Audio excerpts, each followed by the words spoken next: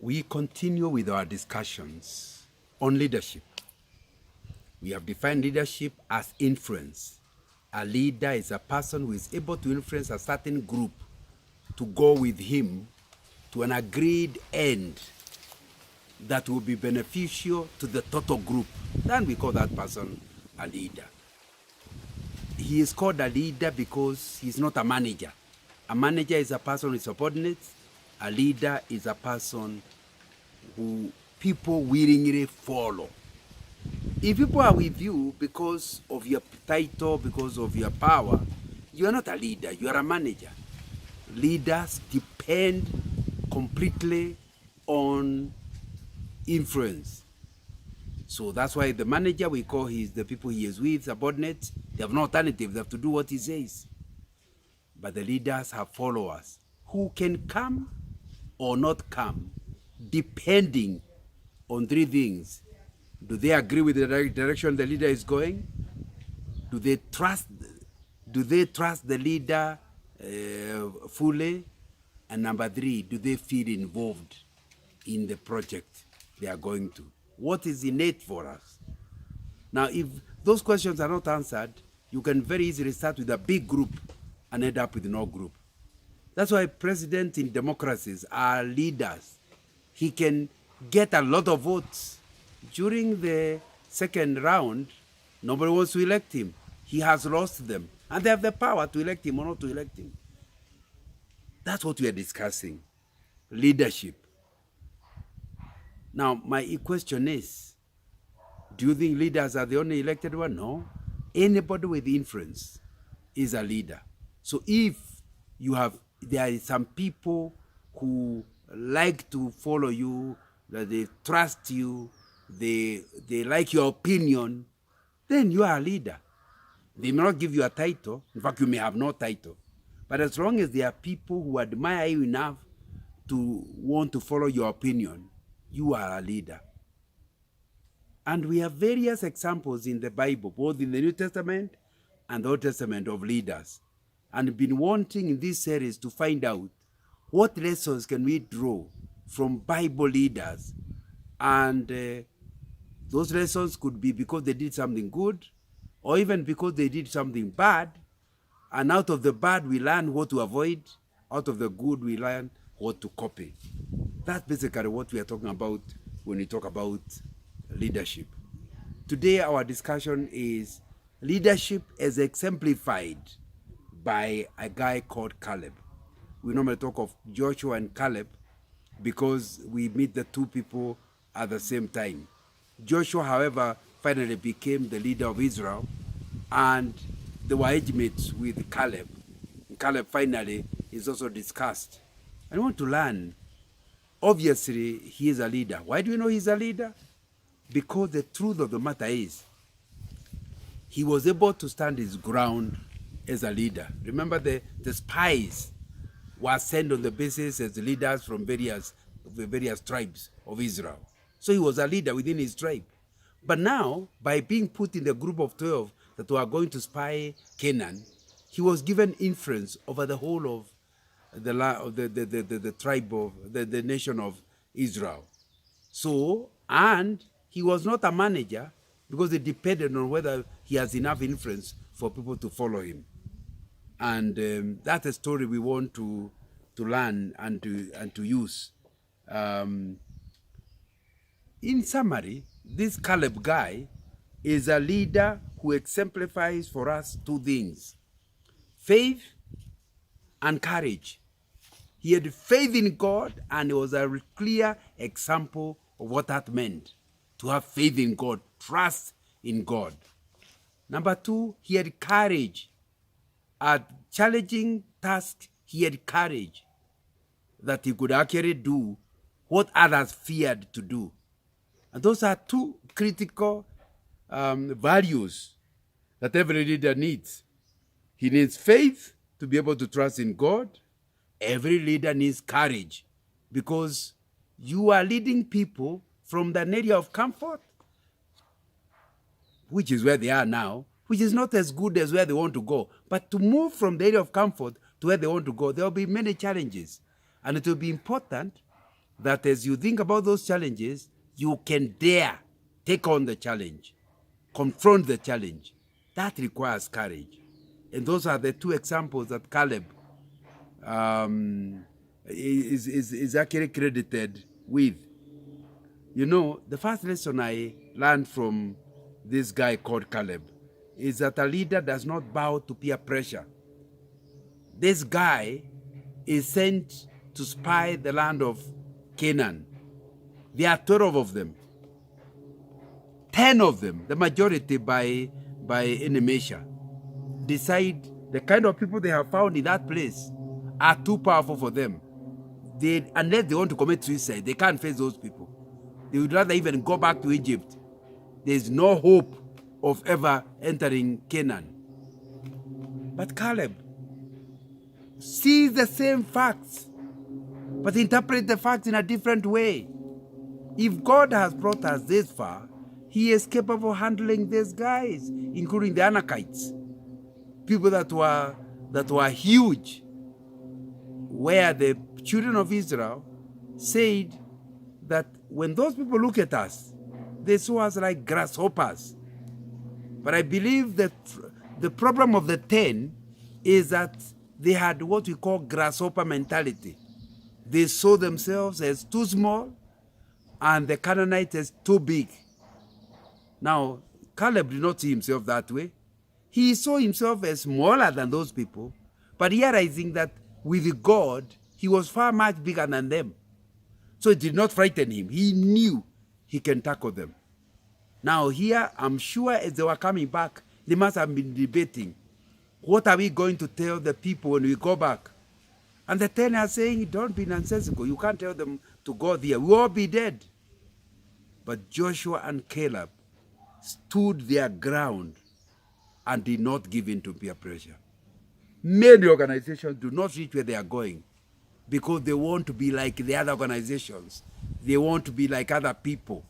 And so if the majority of the people do not want to dare, even this group decides also not to dare. If you have a leader like that, who cannot withstand peer pressure, your group is unlikely to ever reach where they are supposed to go. But Caleb was a good example, that he can go against the majority when he knows God is with him. And that's really one of the things that will be very important. We see this story in the book of Numbers, chapter 14. And we also see it, a comment in the book of Joshua, chapter 14. In the book of Numbers is where they are being sent as spies. In the book of Joshua is where you see finally Caleb at the age of 85, still retaining the same courage. You know, as one of the spies sent to the land, we will never forget him. He is old enough to have been a slave in Egypt. He actually worked as a slave in Egypt. Because it was around 40 years by the time they are traveling to Canaan. And having seen how bad Egypt was and slavery, he was excited about what God was promising him. And that gave him courage. That where he is coming from cannot be compared with where they are going. And whatever the risk is worth the risk because of where they are going. And that's what he's trying to convince the people that are with him. Joshua, of course, was with him in this discussion, and Joshua sided with him. But the majority were not. And the majority actually carried the day. I think it's important to ask yourself, as a leader, do you bow down to peer pressure? Do you do what the majority are doing? You know, I like the magistrates and judges. You can come with 20 witnesses. Your opponent comes with 2 witnesses. Then they decide to support that the case is won by the guy who had only 2 witnesses. Doesn't make sense. It's 10 against 2. Why? Judges are not looking at democracy. They are looking at evidence. So if the 10 people are lying, he'll go with the 2 that are telling the truth. A good leader is not influenced by numbers. He is influenced by evidence. Where is the truth? And what is the truth? Once it's clear what the truth is, he follows it, although the majority of the people may go against them. That we say a good leader swims against the current. And it must be very tough. If you go with the current, you just float down towards the lake. But if you go against the current, the river is coming straight from the hills with a lot of force. But you want to go where you want to go. Where you have chosen to go, you will go, irrespective of the current. Now, surely you have to be alive and clear what you want to achieve up there for you to face the currents.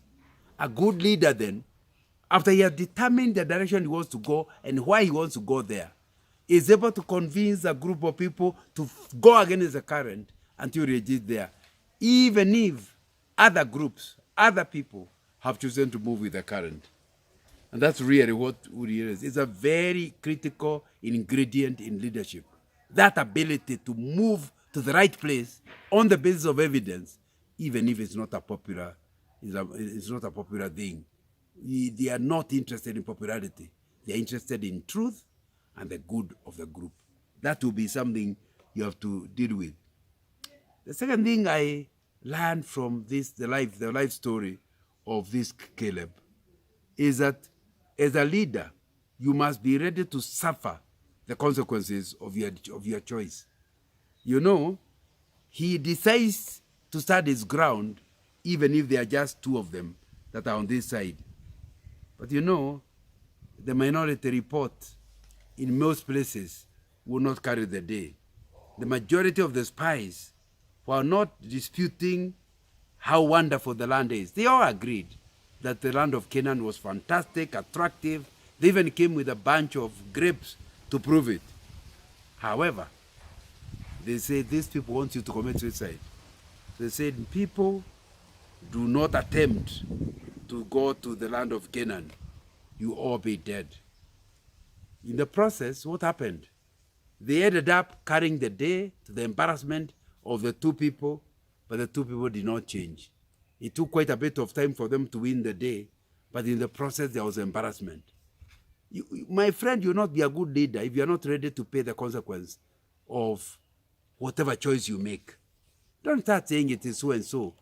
The worst kind of a leader is a leader who makes a decision, then looks for excuses. Oh, it was not me. It was because of so and so. Admit when something goes wrong, admit.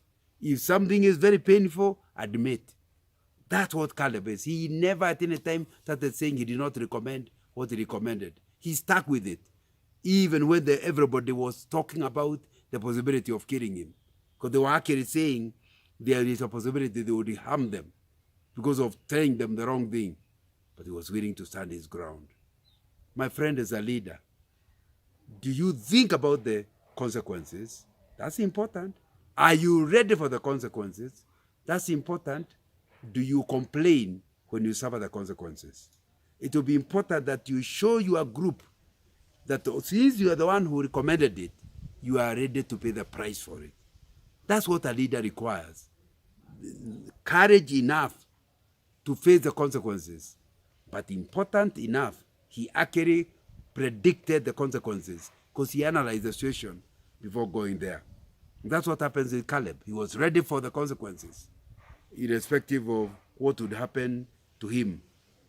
But the good lesson that we learn from Caleb is that ultimately, if you stick with the truth, stick with evidence on the basis of we let deliver what the group requires. If you stick with it, but in addition to that, trust in God's ability, there is a payday. You will certainly be the winner in the longer term. You know, the Israelites followed the advice of the majority rather than of the minority. And this led to what? 40 years of wandering in the wilderness because of following the majority. The Lord decreed that with the exception of Joshua and Caleb, every one of this majority would be dead.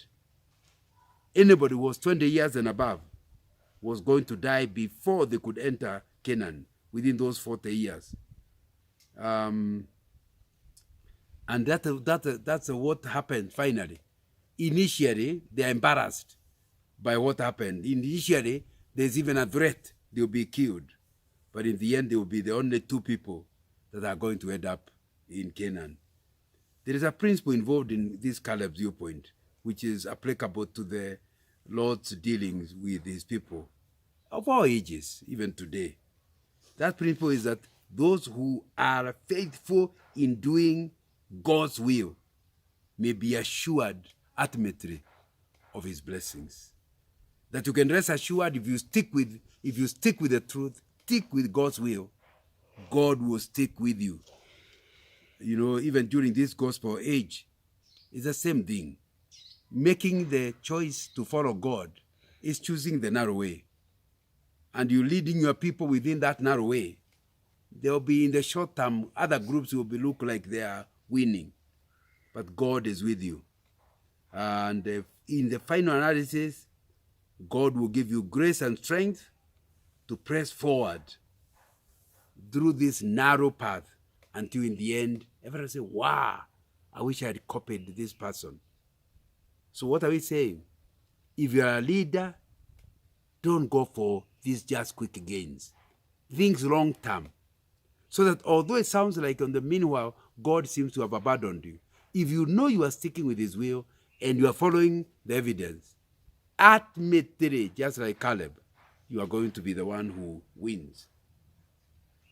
You know, this introduces some question of what kind of confidence do you have? Is it God confidence rather than self-confidence? If you have God confidence rather than self-confidence, you will be able to face the giants. And I think that will be something very, very important. Where do you base your confidence on? Because you see, if you're basing on self, people know you. They know you can't manage. Draw people to trust in God, not just in you. You know, this Caleb, we said from the beginning, is a man of faith and courage. And that's what he shows in sticking with the Lord. The secret of Caleb's faith is expressed when he says, if the Lord delight in us, then he will bring us into this land and give it to us. What's giving this guy courage? The fact that he knows God will give them the land. This was an expression of Caleb's confidence in the integrity of God, that he can be trusted. He doesn't change. That's what Caleb believes. And then number 2, he realized if you follow him, if you obey him, he keeps his word and he certainly gives you blessings. God had brought them out of Egypt through many, many miracles. And Caleb saw God doing these things. How can he now start doubting him in dealing with the smaller tribes than the superpower called Egypt? I think it will be important to understand that he had discovered something of God through the journey from Egypt, and he knew he could trust him. And so he had God confidence, not self-confidence. It's not that he knew that the Israelites are trained. They were not trained. They were slaves in Egypt. They were not properly trained as soldiers. So it is not that he trusted the ability of the Israelites. It's that he trusted the ability of the God who got them out of Egypt through one miracle after the other. And as long as they are following God's purpose, they are sure God will make them achieve it. So what are we saying? A good leader is one who has God confidence rather than self-confidence. A good leader is one who does not live in doubt. He trusts in God's ability and God's love. So he's able to carry himself through challenges, and he's able to go with the people that he's trying to bring along, right up to where God has promised to take them. That's what Caleb did. He lasted the whole time until finally he's only one of 2 people who finally made it to Canaan who are adults. Anybody above 20 and above were regarded as adults. Everybody died in those 40 years except Joshua and Caleb. And I think that will be something that's important for us to be aware of. You know, as we go on in this story, we discover that a leader, according to the story of Caleb, may suffer because of being a member of a bad team. Can you imagine that this Caleb, having sided with God, when they were condemned to 40 years of going around the wilderness, he also had to go through the same. The goal of the Israelites was not the wilderness, it was Canaan. But because of not trusting in God, he condemns them to go around in circles. They were not, and while these two faithful spies shared the hardships of the nation for 40 years in the wilderness, their faith finally allowed them to get into Egypt. Joshua was honored with the responsibility of leading. Caleb also got the land. What are we saying? That in as long as you have chosen to work with a group, decisions that are made by the majority are going to affect you. But God himself will be with you through the suffering process, so that at the end, he will achieve what he wants to achieve for you. But it's very important to understand that there are things God will not protect you. When, for example, he brings rain, it will be rain on everybody. You will be good in the rain. When he brings the sun, it will be sun on everybody. It will be important to understand, in as long as you have become a leader and you're having rebellious people, sometimes when God punishes them, you also suffer some consequence. But God is going to be ultimately with you right up to the end of the journey. You know, one of the critical things that allowed Caleb to be the winner and the victor that he is what we read. We read that when he's talking to Joshua about getting his own land, he says, I wholly followed the Lord. That means there are some people who don't wholly follow the Lord. If you truly want God's blessings, God's direction for you and your group, it will be important that you don't have commitment to God. Caleb is saying the reason why I am where I am now is because I did not follow the Lord partially. I followed him wholly. And there are many people that are good. They are good at work, but they are difficult in their marriages. Or they are good in their marriages, but they are bad at work. They are helpful in church, but they are useless in their place of work. We are saying, if you really want God's blessings as a leader, every detail of your life must be lived to honor God. Every detail of your life must bring glory to God. Then you can say with Caleb, God be with me all the days of my life into old age. Give me victory all my life, for I have wholly followed the Lord, followed you. It will be a very, very important thing to ask yourself very clearly. Do you trust in God fully or only partly? If you trust him only partly, you can keep complaining, oh, God has forgotten me, but you are the one who rebelled against him. Because although 99% you are following him, there is 1% where you decided you want to be on your own. You do not want God to be with you.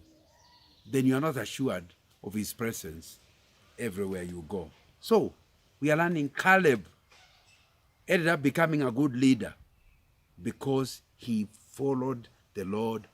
He followed the Lord wholly, completely, without leaving out any. And I think that was very, very, very, very important. The other thing we see about this Caleb is that he believes in God's omnipotence and the desire to help the weak and the helpless. You know, there's a vernacular saying that God helps those who help themselves. That's not Caleb. He knew that God can help you completely, miraculously. The same way he helped them out of Pharaoh. In Pharaoh's story, the Jews did nothing. He killed the whole army of Pharaoh without the Jews throwing a stone. He just allowed them to walk across the Red Sea. Then, before the armies of Pharaoh could come out, he brought the water back. And they were all dead. That's a God we believe in. That when he wants to help you, he can help you even where you do not have the strength at all. You know, faith in God must also include belief in his never-failing ability to take care of your details. Because every detail concerns God if you are his child. You know, Isaiah chapter 40, verse 28 asks, hast thou not known, hast thou not heard, that the everlasting God, the Lord, the creator of the ends of the earth, fainted not, number one, neither is he weary. That's something you have to believe with this Isaiah. And Caleb did that. He knew, even if it takes 40 years, God will still be there. Haven't you heard, Isaiah is asking, that the everlasting God, the Lord, the creator of the ends of the earth, does not faint, never grows weary. So it's important to understand that if you believe in a God like that, then you are assured to go the long haul. Obviously, you would have expected God to do a miracle when they enter Canaan. But God said, no, I'll wait long enough until everybody is dead. Joshua believed in God's omnipotent ability to handle everything. But number two, he believed in God's interest in those who follow him. You know, verse 29 of Isaiah 40 says, he gives power to the faint, and to them that have no might, he increases strength. In other words, or if you are carrying these people, you are leading people, and you can see your weaknesses, admit them. Seek God's help. And he is saying he'll be with you. He'll give you the strength that you are lacking. But you have to identify that you don't have it, and you have to go to him for help. And you must use that strength he has given you to bring honor and glory to him. And I think that will be very, very, very, very important to understand. Believe in God's omnipotent. Because there will be times when you can see the challenge is too much. What will you do? Cry as your people are crying? I think it will be important to clearly understand you must believe in a God who is omnipotent. What does that mean? He has enough power. He says, I'm the Lord, who is God, the creator. Now, if he is, everything may be limited, but not him. If you believe in a God like that, you are going to achieve things that you could not otherwise have achieved on your own. And you know, as we finish, we want to read Isaiah 40, verse 30 and 31. Even the youths shall faint and be weary, and the young men shall utterly fall. But they that wait upon the Lord shall renew their strength. They shall mount up with wings as eagles. They shall run and not be weary, and they shall walk and not faint. What is God saying? That if you trust in him, he'll be walking with you right into old age. You know, in old age, at the age of 25, Joshua is being told by Caleb, I am as young, as strong as I was when I was young, because he believed in the God's ability to renew his strength. Give me this mountain. He took a difficult area and was able to throw away and kill the Canaanites, and that became his land. That is an 85-year-old man. Because the God you believe in never grows weary. He is able to walk with you right into the years of death. So you will be fruitful in old age. You are going to be fruitful in old age, just like Caleb. A leader who trusts in God goes for the long haul. And right up to his old age, he will still be influencing people for their own benefit and to the glory of God. May the Lord help us to truly trust him. Thank you.